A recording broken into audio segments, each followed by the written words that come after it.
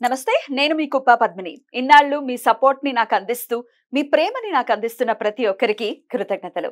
ఇప్పుడు చూడబోతున్న ఈ వీడియో కూడా ఖచ్చితంగా మీకు ఉపయోగపడుతుంది. లైక్, షేర్ అండ్ సబ్స్క్రైబ్ చేసి మీ ఇష్టాన్ని అలాగే మీ సపోర్ట్ ని నాకు అందించండి. అలాగే ఈ వీడియో పట్ల మీ అభిప్రాయాన్ని కమెంట్ సెక్షన్ లో కమెంట్ చేసి నాకు తెలియజేయండి. నమస్తే, వెల్కమ్ టు అవర్ ఛానల్. నేను పద్మిని. ప్రస్తుతం మనతో పాటు ప్రముఖ ఆధ్యాత్మికవేత్త, వాస్తు జ్యోతిష పండితులు కేఎస్ఆర్ గారు మనతో పాటు ఉన్నారు. మాట్లాడదాం. సార్ నమస్తే. సార్, ఒక జ్యోతిష పండితులుగా చెప్పండి, లగ్నం అనేది డెఫినెట్ గా చాలా ప్రామినెంట్ రోల్ ని ప్లే చేస్తుంది. లగ్నం తోటే క్యాల్కులేషన్ అనేది వస్తుంది. చాలా మందికి లగ్నం గురించి తెలియకపోవచ్చు, రాశినే ప్రధానంగా చూసుకుంటారు. కానీ మనం పుట్టినటువంటి సమయం తో లగ్నం ఏంటి అనేది ఖచ్చితంగా తెలుస్తుంది. ఈ లగ్నం అనేది మరి ఇంత రోల్ ని ప్లే చేస్తున్నప్పుడు ఏ గ్రహాలు లగ్నంలో ఉంటే అత్యంత శుభ ఫలితాలని ఇస్తాయి అని అంటే ఏం చెప్తారు? సబ్జెక్ట్ ఏం చెప్తోంది? తర్వాత ఇక్కడ మనకి మొదటి నుంచి కూడా చెప్పేది ఒకటి, అంటే రాశితో పోల్చినప్పుడు ఎప్పుడైనా కూడా లగ్నం అనేది చాలా ప్రాధాన్యత సంతరించుకునేది. కానీ రాశి తెలిసే అంత ఈజీగా లగ్నం చాలా మందికి తెలియకపోవచ్చు. కాకపోతే గత కొద్ది సంవత్సరాలుగా చూస్తే కనుక ఎంతో కొంత మినిమం నాలెడ్జ్ అనేది అయితే కొంత సంపాదించుకోవడం అనేది ఉంది. అయితే ఇలా కూడా ఈ మాకు కూడా తెలియని వాళ్ళకి ఇవాళ రోజు ఏదైనా సరే కనీసం ఇంటర్నెట్ వాడటం అనేది తెలుసుంటే కనుక మనకి అనేక ప్రీ సైట్లు ఉంటాయి. సో ఈ ప్రీ సైట్లలో మనకు వచ్చినప్పటికి ఏంటంటే ఇంగ్లీష్లో కనుక ఉంటే అక్కడ ఏఎస్ అని ఎసిడెంట్ అని ఉంటుంది. సో అది దాన్ని లగ్నం అంటాం. అదే మీరు తెలుగు భాష తీసుకుంటే కనుక అదే లా అనేది ఏదైతే ఉంటుందో అదే లగ్నం. ఓకే, అది మీరు కనీసం తెలుసుకునే ప్రయత్నం చేస్తే ఉత్తమం. ఒకవేళ ఇన్ కేసు తెలియదులేండి అనుకున్నారు, అంత కమా లేదు అనుకోండి, ఇప్పుడు నేను ఏదైతే లగ్నం అని చెప్పినా ఇంకా మరి కనీసం అది రాసనే అనుకోండి.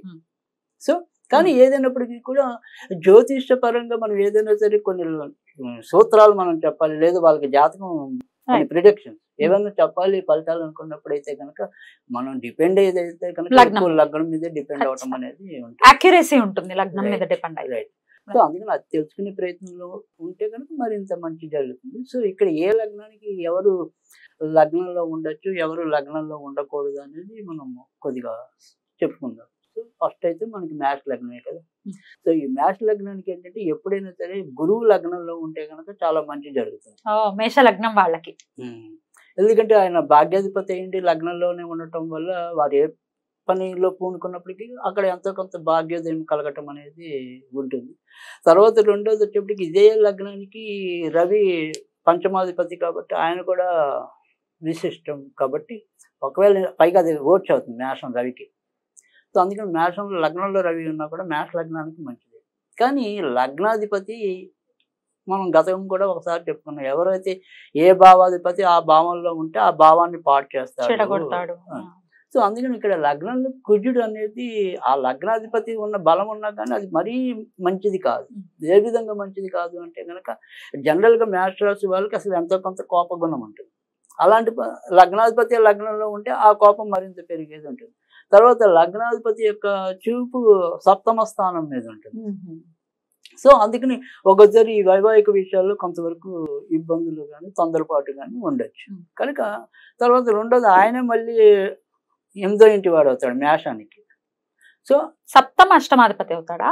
సప్తమగా అష్టమాధిపతి మేషానికి, కానీ సప్తమ చూపు ఉంటుంది కానీ అష్టమాధిపతి అవుతాడు. రైట్, వృచ్చికం కదా. రైట్.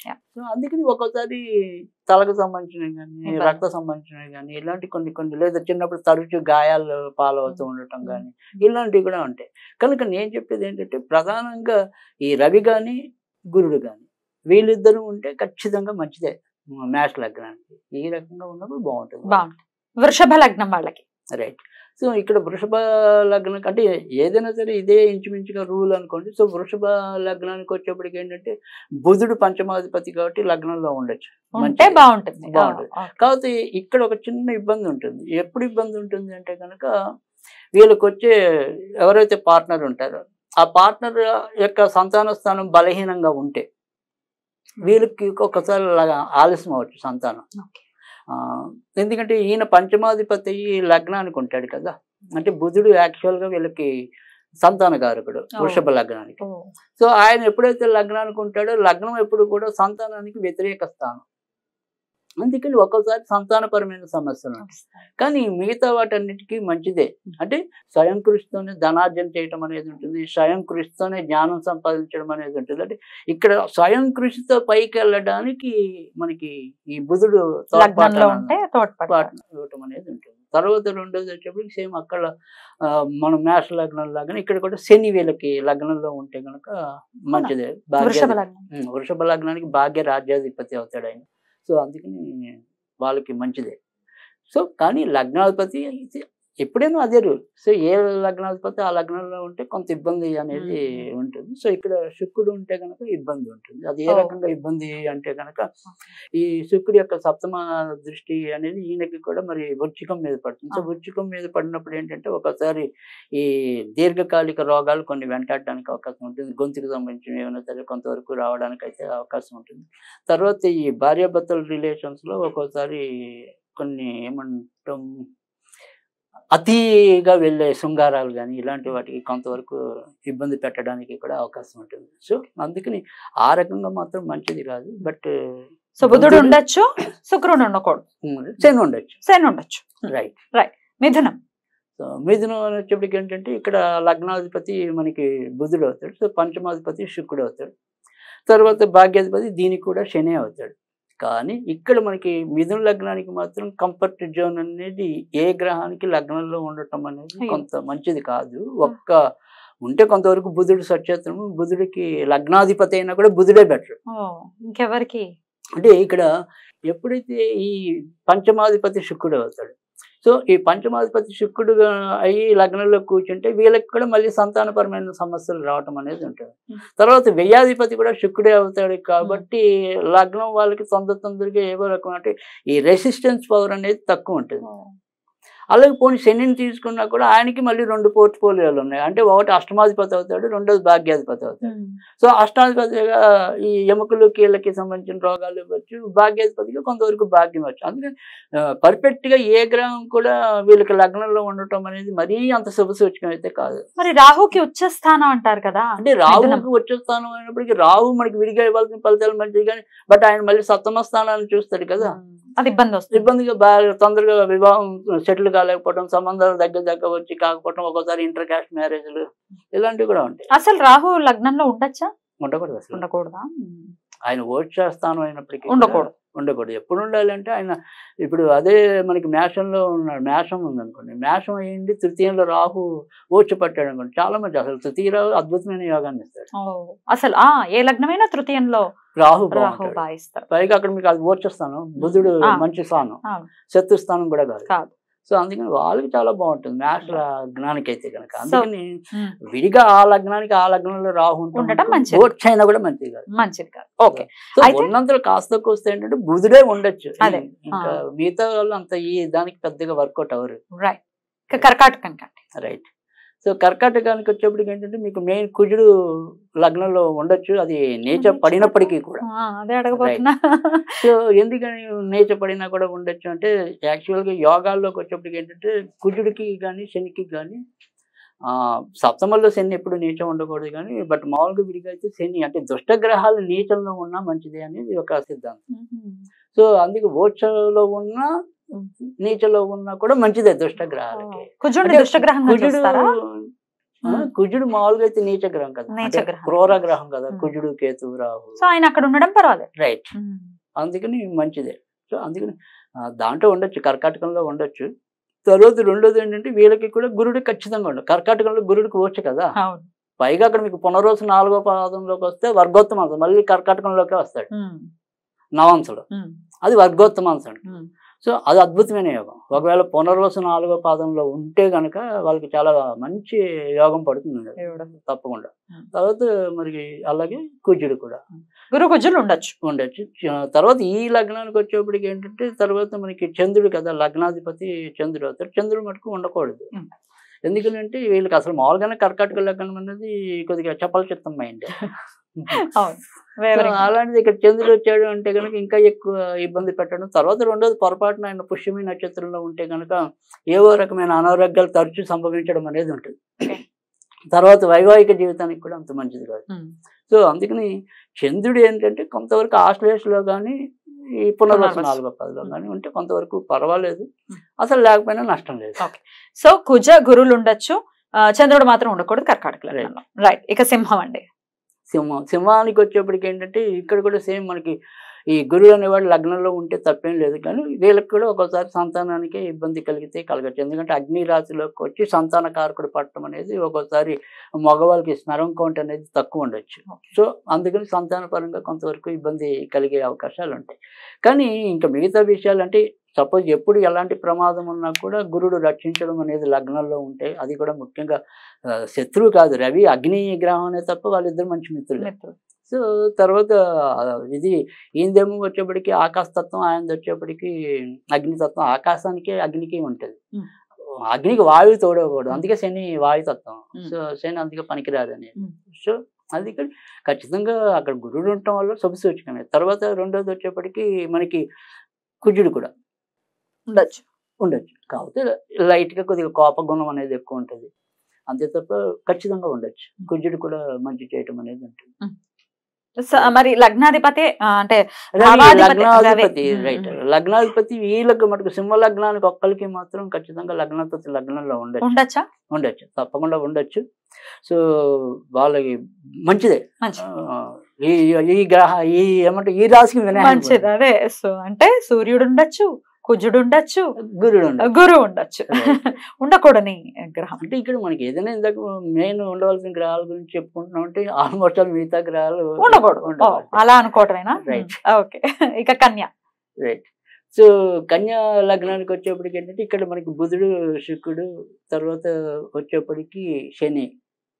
అయితే ఇక్కడ దీంట్లోకి వచ్చేప్పటికి ఏంటంటే లగ్నాధిపతి ఇక్కడ కూడా లగ్నంలో ఖచ్చితంగా ఉండొచ్చు, ఓచి పొందుతాడు. తర్వాత రెండోది ఏంటంటే శుక్రుడు భాగ్యాధిపతి కదా, తర్వాత శుక్రుడు ఉండొచ్చు ఖచ్చితంగా లగ్నం, అంతేగా.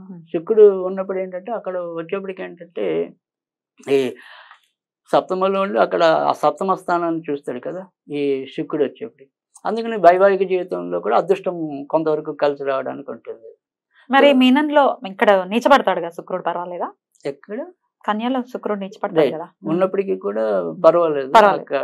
సో మనకి ఆ బలం తగ్గుతుంది తప్ప చెడు కాదు, శుభగ్రహంగా చూస్తారు కాబట్టి అడిగా ఇందాక మీరు చెప్పిన దాన్ని. తర్వాత శని వల్లే మనకి ఇబ్బంది. శని అన్నది ఏంటంటే ఇక్కడ ఈయన కూడా ఈ లగ్నానికి ఏదైతే 6వ ఇంటి అధిపతి అవుతాడు, తర్వాత వచ్చేటికి పంచమాధిపతి అవుతాడు. సో పంచమ ఇంటి లగ్నంలో ఉన్న పిల్లలకి ఇబ్బంది లేదు, 6వ ఇంటి వాడిగా రోగాలు వస్తాయి ఖచ్చితంగా. వీళ్ళకి ఉన్నటువంటి ఊపకాయం వచ్చేయటం, అప్పటిదాకా మొదట సన్నగా పుట్టిన తర్వాత లావెక్కిపోవటం, ఒక షేప్ లేకపోవటం, ఇలాంటి ఇబ్బందులు చాలా ఉంటాయి. సో అందుకని కన్యా లగ్నంకి మాత్రం మంచి కాదు, శని ఉండకూడదు. పైగా అక్కడ పొరపాటున ఈ కన్యా లగ్నం అయ్యింది దాంట్లో చిత్తా నక్షత్రంలో ఉన్నాడు అనుకోండి, ఇంకా డేంజర్ ఉంటుంది. కుజ నక్షత్రం కదా, కుజుడి నక్షత్రం అష్టమాధిపతి నక్షత్రంలో షష్టమాధిపతి ఉంటాడు. సో ఎప్పుడు వెంటాడే రోగాలు ఉంటాయి. సో అందుకని వాళ్ళకి అంత మంచి కాదు. రైట్. ఇక తులా లగ్నం. సో తులా లగ్నం కంటే పంచశేష యోగాల్లో తులా లగ్నంలో శని ఉండటం అనేది చాలా విశేషంగా చెప్పడం అనేది ఉంది. సో కుంభంలో కానీ తర్వాత తులలో కానీ శని ఉంటే పంచశేషల యోగాల్లో అదొకటి, అంటే శనితో సంప్రదించే యోగాలు. సో అందుకని తులలో శని ఉంటే అద్భుతమైన యోగం. తర్వాత రెండోది జనాకర్షణ అనేది విపరీతంగా ఉండటం అనేది ఉంటుంది. తర్వాత వచ్చేప్పటికి ఏంటంటే కొద్దిగా ఏమంటాం జీవితం మధ్య వయసు నుంచి ఒక 30 ఏళ్ళు అలా వచ్చేప్పటికి బాగా సుఖాలు అందుకుంటారు. మొదట్లో మాత్రం కొద్దిగా ఇబ్బంది పడతారు, ఎందుకంటే మరి లగ్నంలోనే ఉంటాడు కాబట్టి. లగ్నంలో శని ఉన్నప్పుడు ఎప్పుడైనా సరే కొంత కష్ట స్వభావం ఉంటుంది మొదట్లో, తర్వాత సెటిల్మెంట్ చాలా బాగుంటుంది. పైగా ఒక్కోసారి ఇంకా మిగతా యోగాలు కనుక సహకరిస్తే కనుక ఏమన్నా ఒక లెజెండ్ టైప్ లో అయిపోవచ్చు. అందుకే మరి దాని యోగం వాళ్ళు ఏ రంగాన్ని ఎంచుకుంటే అందులో ఒక లెజెండ్ అనుకోండి, అంతే. సో అది వాళ్ళకు ఉంటుంది. తర్వాత శుక్రుడు లగ్నంలో ఉండటం అనేది ఈ లగ్నానికి కూడా మరీ అంత శుభసూచకం అయితే కాదు. తర్వాత భాగ్యాధిపతిగా బుధుడు అయితే ఉండొచ్చు, కానీ కొద్దిగా ఖర్చు అధికంగా ఉంటుంది అంతవరకు. సూర్యుడు ఉంటే నీచపడతాడు. సూర్యుడికి అసలు అలాగే మనకి లాభాధిపతి ఎప్పుడైనా సరే నీచపడ్డాడు అంటే సరైన లాభాలు రావు. అందుకని మనకి ఏదైనా సరే మనం చెప్తున్న మొదటి నుంచి ఈ 3 ఏమంటాం పంచమాధిపతి, భాగ్యాధిపతి, లగ్నాధిపతి Hmm. వీళ్ళని బేస్ చేసుకుని మనం ఇవాళ చెప్తున్నాం. టాపిక్ అనేది చెప్తున్నాం. Okay. సో ఇదే లగ్నానికి వేరే వేరే గ్రహాలు ఎప్పుడు మేలు చేస్తాయి అంటే అది ఇంకొద్దిగా విస్తృతమైన సబ్జెక్ట్. దాన్ని ఈసారి ఎప్పుడు ఎప్పుడైనా కొద్దిగా ఏమంటాం కూలంకుషంగా చెప్పాలి. మాట్లాడుకుందాం. ఇక వృశ్చిక. రైట్. వృశ్చిక రాశికి కూడా ఇక్కడ మనకు వచ్చేప్పటికి ఏంటంటే పంచమాధిపతి గురుడు అవుతాడు కదా. సో ఇక్కడ ఖచ్చితంగా వృశ్చిక రాశికి మేలు చేయడం అనేది గురుడు అనేది ఉంటుంది. గురుడు కనుక వృశ్చిక రాశిలో ఉంటే అట్లేదో మేష రాశిలో కనుక ఉంటే ఏంటంటే మెయిన్ ఏంటంటే వీళ్ళు ఎంతో కొంత కోపగుణం కానీ లేదా కొంత మూర్ఖత్వం ఉంటుంది, తొందరపాటు గుణం. వాళ్ళకి ఆ రకంగా వాళ్ళు తీసుకునే నిర్ణయం చేయడైనా కానీ దాన్ని కొంతవరకు కరెక్ట్ చేయడానికి ఈ గురుడు అనేవాడు ఉపయోగపడతాడు. సో వాళ్ళకు ఉండే ప్రమాదాలు ఒకటి, అలాంటి వాటి నుంచి కూడా తక్కువ స్థాయిలో మనకి ఖచ్చితంగా మేలు చేయడం అనేది గురుడు వల్ల సాధ్యం అవుతుంది. సో అందుకని ఈ లగ్నానికి అయితే గురుడు చాలా మేలు ఉంటుంది. కానీ ఎప్పుడైనా సరే ఈ సంతాన కారకుడు ఎప్పుడు కూడా ఒకటో ఇంట్లో కనుక ఉంటే కొంతవరకు ఇబ్బంది ఉంటుంది తప్ప మిగతా అన్ని విషయాలకు మంచిదే. సో ఈ వృశ్చిక లగ్నానికి కూడా సంతాన కారకుడు ఆయనే అవుతాడు. తర్వాత లగ్నాధిపతి కుజుడు, ఇందాక మనం మేష లగ్నానికి తర్వాత ఇక్కడ ఇది వృశ్చిక లగ్నానికి కూడా అధిపతి కుజుడే. అయితే మేషంలో ఉండకూడదు కానీ కొంతవరకు వృశ్చికంలో కుజుడు ఉండొచ్చు. ఎందుకు ఉండొచ్చు అంటే కనుక ఇక్కడ ఒకటి ఈ లగ్నంలో ఉండే వాళ్ళు ఏంటంటే ఒక్కోసారి పెద్ద పెద్ద యోగులు అవడానికి కూడా ఇదే లగ్నంలో ఉంటుంది. ఈవెన్ రమణ మహర్షి కూడా వృశ్చిక లగ్నంలోనే జన్మించారు. తర్వాత మనకి రామకృష్ణ పరమహంస కుంభ లగ్నం అనుకోండి, బట్ కానీ రాశి ఉంటుంది. తర్వాత అంటే కొంతమంది డిక్టేటర్లు, నియంత్రణలు కూడా అలాంటి వాళ్ళైనా సరే హిందీలో పుట్టిన వాళ్ళు ఉన్నారు. ఎందుకు నరేంద్ర మోదీ గారిది వృశ్చిక రాశి అని అంటారు. వృశ్చిక లగ్నం, వృశ్చిక లగ్నం కూడా వృశ్చిక లగ్నం, అనురాధ నక్షత్రం అంటారు. లగ్నం కూడా రాశి నక్షత్రం. అలా చాలా మంది వృశ్చిక లగ్నంలో మీకు పెద్ద పెద్ద వాళ్ళు రామకృష్ణ పరమహంస కాదు, రామకృష్ణ వారి భార్య సతీమణి శారద గారు వృశ్చిక లగ్నం. తర్వాత వివేకానంద కూడా వృశ్చిక లగ్నం. సో అందుకే వృశ్చిక లగ్నంలో మహానుభావులు అంటే ఈ వృశ్చిక లగ్నం ఏంటంటే కన్స్ట్రక్షన్ వేలో వెళ్తే కనుక ఇలాంటి మంచి మంచి వాళ్ళు అవుతారు. ఒక మనం కొద్దిగా వ్యతిరేక లగ్నంలో వెళ్తే సద్దాం హుస్సేన్ లాంటి వాళ్ళు పడతారు. సో సద్దాం హుస్సేన్ కూడా వృశ్చిక లగ్నం, చివరికి గుజ దశలోనే ఆయన గురి వేసేయటం అనేది కూడా అయింది. ఎక్స్ట్రీమిటీస్ అసలు కదా రెండు. సో అందుకని దాన్ని టెర్రరిస్టులు పుట్టాలన్న దాంట్లోనే ఉంటారు, మహాత్ములు పుట్టాలన్న దాంట్లో. సో అందుకే వృశ్చిక లగ్నం చాలా కొద్దిగా మంచిది, అంటే దాన్ని మలుచుకోగలిగింది. కరెక్ట్, అదే అనుకుంటున్నాను. పిల్లలు ఒకవేళ ఉంటే తల్లిదండ్రులు మలుచుకోగలిగితే మనకి చాలా అద్భుతం. మంచి మంచి పరిశోధన చేయాలన్నా కూడా వాళ్ళు అంటే వాళ్ళు ఒక రకమైన తెగింపు ఉంటుంది, సూటితనం ఉంటుంది. సో వెళ్ళిపోగలరు. రైట్.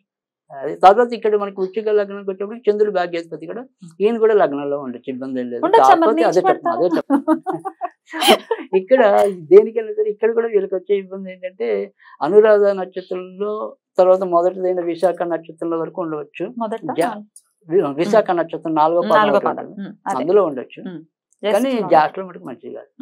సో జ్యేష్ఠలో ఉంటే ఎప్పుడు జీవితంలో ఏదో ఒక ట్రబుల్ పడతారు. తర్వాత కావాల్సినంత తెగింపు ఉండదు, అంటే ఏమంటారు అంత తెలిసింది అనుకుంటారు కానీ ఏం తెలియదు.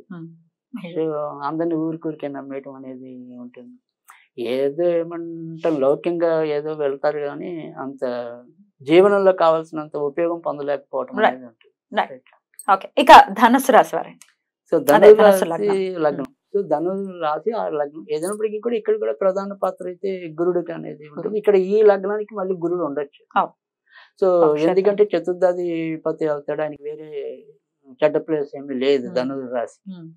సో అందుకని లగ్నాధిపతి లగ్నంలో ఉన్నా కూడా దీనికి ఇబ్బంది లేదు. పైగా లగ్నాధిపతి వీళ్ళకి కూడా ఈ ఏదైతే మరి ధనుర్రాశి ఉంటుందో ధనుర్రాశి, మీనరాశి, తర్వాత మనకు వచ్చేప్పుడు మిథున రాశి, కన్యా రాశి, 4 కూడా దిశోభావ లగ్నాలు కాబట్టి వీళ్ళకి ఎప్పుడు కూడా రెండు రకాల ఆలోచనలు వస్తూ ఉంటాయి. కాబట్టి ఈ ఆలోచనలు కరెక్ట్ చేయడానికి కూడా ఈ గురుడు వీళ్ళకి సహకరించడం అనేది ఉంటుంది. తర్వాత రెండోది పంచమాధిపతి కుజుడు మాత్రం ఉండకూడదు.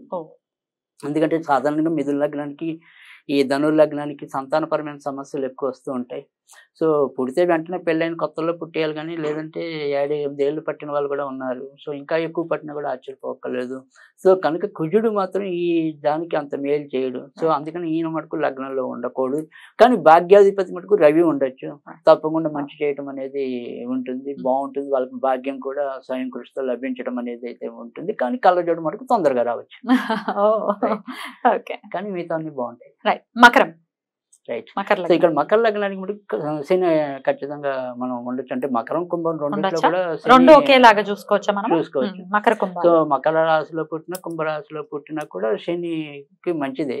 కాకపోతే ఈ మకర రాశిలో పుట్టినప్పుడు ఏంటంటే ద్వితీయాధిపతి అనేవాడు మారక స్థానం అనేది కూడా అన్ని లగ్నాలకి కూడా. సో అందుకని ఒక్కోసారి శనిలో ఒక్కోసారి అనుకోకుండా ఏమైనా మారకం జరుగుతుంది. అంటే మిగతా ఏమైనా అప్పుడు అదే సమయంలో ఏమైనా జరగడం కానీ, లేదా మార్గంతో ఎంతో కొంత సంబంధం ఉన్న గ్రహ దశలు నడుస్తున్నప్పుడు కొంతవరకు ఇబ్బంది ఉంటుంది తప్ప మిగతా వాటన్నిటికీ కూడా మంచిదే. తర్వాత ఇటు బుధుడు భాగ్యాధిపతి, తర్వాత బుధుడు కూడా ఉన్నా కూడా ఇబ్బంది ఏం లేదు. తర్వాత శుక్రుడు వచ్చేప్పటికి పంచమాధిపతి. సో అందుకని శుక్రుడు ఉన్నా కూడా ఇబ్బంది ఏం లేదు. సో అందుకని మకర రాశి వారికి అయితే ఇంచుమించు ముగ్గురు ఉండొచ్చు. బుధుడు శుక్రుడితో పోలిస్తే ఒక్క పిసరు ఒకసారి మనం పూర్తిగా జాతకాన్ని చూస్తే కానీ ఒక నిర్ణయానికి రాలేము. శని అనేది మధ్యస్థం అనుకోండి. మధ్యస్థం. ఎంత స్వక్షేత్రాలైనా రెండు కూడా మధ్యస్థంగానే ఉంటాయి. కానీ కుంభానికి అలా చెప్పాల. సో కుంభం నెక్స్ట్ వచ్చి ఇప్పుడు మకరం ఉంటుంది కాబట్టి కుంభం కదా. సో ఈ కుంభానికి వచ్చేప్పటికి ఏంటంటే కుంభే శని నా దుర్లభ అన్నారు. అంటే కుంభంలో శని ఉంటే కనుక వాళ్ళు అనుకుంటే ఏదైనా సాధించగలరు మొండి పట్టుదలతో అని. సో పైగా పంచశేష యోగాల్లో కుంభం స్వక్షేత్రం శనికి. కానీ ఇందాక చెప్పినట్టు ఏంటంటే అటు తొల్లో కానీ ఇటు కుంభంలో కానీ శని కొద్దిగా ఆలస్యంగానే ఆ యొక్క రిజల్ట్స్ ఇవ్వటం అనేది ఉంటుంది. సో ఇంచుమించుగా అదే తులారాశి అదే లేదా తులా లగ్నం. ఈ తులా లగ్నం వాళ్ళకంటే యావరేజ్గా 30కే కొంతవరకు మంచి జరగచ్చు. కానీ ఇది కొద్దిగా కాంప్లికేటెడ్ ఉంటుంది. ఇక కుంభ లగ్నం అనేది ఒకసారి 36 సెటిల్మెంట్ రావడానికి టైం పడుతుంది. కానీ తర్వాత నుంచి మటుకు చాలా అద్భుతంగా వీరి యొక్క ప్రతిభా సామర్థ్యాలు 10 మంది గుర్తించడం, తర్వాత గమనించడం ఇవన్నీ ఓకే. ఇంకా అవన్నీ తర్వాత అలా జరిగిపోతాయి. కాకపోతే ఇక్కడ తులా లగ్నం ఏంటంటే ఈ భౌతిక సుఖాలన్నీ కూడా బాగా అనుభవించడానికి కూడా ఎక్కువ ఉంటుంది. అలాగే వాళ్ళ యొక్క మోజు కూడా ఎక్కువ దాని మీద ఉండడానికి కూడా అవకాశం ఉంది. అదే కుంభలగ్నం అయితే కనుక కొంతవరకు ఈ దైవిక సంపదలో కూడా మనకి ముందుకు వెళ్ళిపోవడానికి ఉంటుంది. తొందరగానే ఏమంటే అటాచ్మెంట్ డిటాచ్మెంట్, అంటే ఒక వస్తువు పట్ల ఎంత తొందరగా వాళ్ళు మమకారాన్ని పెంచుకుంటారు, మళ్ళీ అంత తొందరగా దాన్ని వదిలేయాలి అనుకోండి కూడా అయిపోతారు. అది అందుకని ఒక రకంగా చెప్పాలంటే ఆ రకమైన ఎప్పుడైతే మనస్తత్వం ఉంటుందో అది ఆధ్యాత్మికంగా వెళ్ళేందుకు చాలా దోహదపడుతుంది. నా సంసారం అనుకుని నా సంసారం నుంచి తొందరగా బయట రావాలన్నా కూడా వాళ్ళకి ఈజీ ఉంటుంది. అందుకని వాళ్ళు చావు పుట్టుకు ఒకేలాగా స్వీకరిస్తారు కాబట్టి ఇబ్బంది ఉండదు. బ్యూటిఫుల్. ఇక ఫైనల్లీ మీనరాశి, మీన లగ్నం. రైట్, మీన లగ్నం. సో ఈ మీన లగ్నానికి కూడా మళ్ళీ గురుడు లగ్నంలో ఉన్నా కూడా చిరాకు వచ్చే ఇబ్బంది అయితే ఏమీ లేదు. తర్వాత రెండోది వచ్చేవాడికి ఏంటంటే మనకి ఇంకా కుజుడు భాగ్యాధిపతి, పంచమాధిపతి చంద్రుడు. సో ఒక రకంగా చెప్పాలంటే మీన లగ్నానికి అయితే కనుక ముగ్గురు ఉండొచ్చు. కాస్త ఏదైనా ఇబ్బంది ఉంటే చంచలం, ఇందాక మనం చెప్పుకున్నాం కదా, ఈ స్వభావ లగ్నాల వాళ్ళకి ఎంతో కొంత 2 రకాల మనస్తత్వం ఉంటుంది. దానికి వచ్చి లగ్నంలోనే చంద్రుడు ఉన్నప్పుడు ఆ రకమైన కొద్దిగా వ్యావరింగ్ అది ఇస్తుంది. అక్కడ మనకు కావాల్సిన లగ్నం అని తెలియడానికి లా అయినా ఉండాలి, ఇంగ్లీష్ లో అయితే ఏఎస్ అని ఉంటుంది. కానీ ఎలా తెలుసుకోవాలి అని అంటే అనేది ఇప్పుడు మనకి అక్కడ వాడు ఏఎస్ అనేది ఇప్పుడు మనకి కావాల్సింది అనేది అక్కడ వాడే చెప్తాడు కదా. ఏఎస్ అనే చోట స్కార్పియో అన్నాడు అనుకోండి, అంటే వృశ్చికం అని కదా. అదే తెలుగులో అంటే వృశ్చికం అని వేస్తాడు కదా. సో అది పెద్ద కష్టమే కాదు. చాలా బ్యూటిఫుల్ గా ఎక్స్ప్లెయిన్ చేశారు. కృతజ్ఞతలు అండి. నమస్కారం.